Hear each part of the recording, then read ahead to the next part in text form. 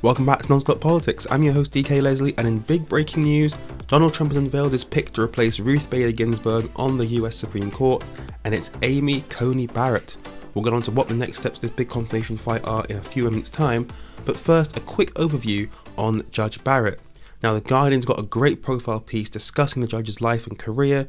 A link to that in the show notes for the episode, but I'll pick out a few key points that we should highlight. First thing here is that Judge Barrett is 48 years old. Now, why is that significant? Well, it's because if she is confirmed by the US Senate, and at this point, I may as well start saying when she's confirmed by the US Senate, because there's absolutely nothing that can stop the Republicans from pushing her nomination through.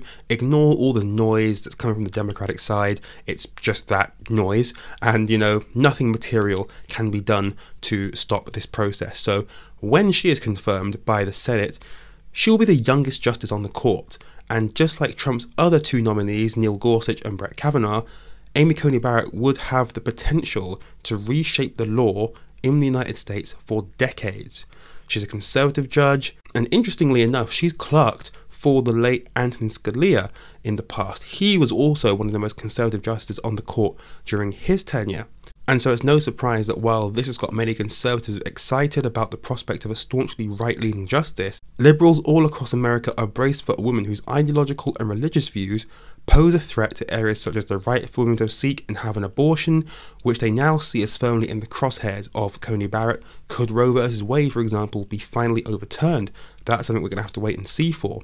Now, another area that may be in her crosshairs is the Affordable Care Act, Obamacare.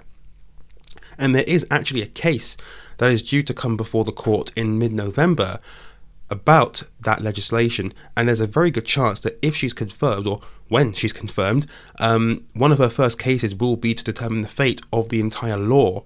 And of course, as you can imagine, this in particular has Democrats and liberals petrified, not least because according to The Guardian, in 2012, Barrett signed a letter which attacked a provision of the ACA that forced insurance companies to offer coverage for contraception. So again, you're getting a clear insight into her staunchly conservative pro-life record. Now, at the moment, Judge Barrett is serving as a judge on the 7th Circuit Court of Appeals in Chicago.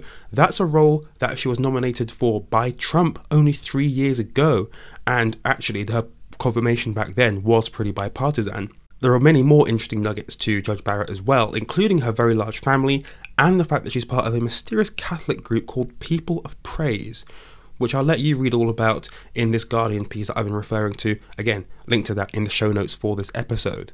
So, in terms of the next steps in this confirmation process, NPR last night reported that the Senate Judiciary Committee would begin confirmation hearings for Coney Barrett on the 12th of October.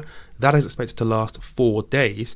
Before then, though, you can expect Judge Barrett to be meeting with senators on Capitol Hill to game out her positions on the key issues and gain a much fuller understanding of what she'll be like as a future Supreme Court justice. Once all the hearings end, I would fully expect a final vote on her nomination on the Senate floor before the election on November the 3rd. Senate Republicans are adamant that they intend to do so, and as I spoke about at length in the episode I did on this big fight coming up, Mitch McConnell, Senate Majority Leader, he will not be wasting the opportunity of a lifetime to cement a 6-3 Conservative majority on the court, and he's already got the votes to confirm her, even though two senators that we spoke about last time, Susan Collins and Lisa Murkowski, will not be voting for a nominee before the election.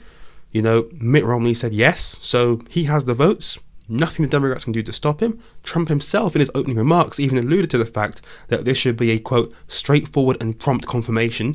He wished Senate Republicans good luck ahead of the process, adding, quote, "I'm sure it will be extremely non-controversial." Well, I'm not sure about that particular aspect of it, given that the Democrats are still fuming over the events of 4 years ago with Merrick Garland's non-confirmation process. But in the absence of some absolutely wild apocalyptic event that not even COVID could compete with, Amy Coney Barrett will be confirmed by Election Day. The Republicans are in the majority in the Senate. Nothing the Democrats can do to stop them. She will be the 9th Justice on the US Supreme Court. Thank you for listening to Non-Stop Politics. If you enjoyed, why not follow us on Instagram @NonstopPolitics, and don't forget to subscribe wherever you get your podcasts.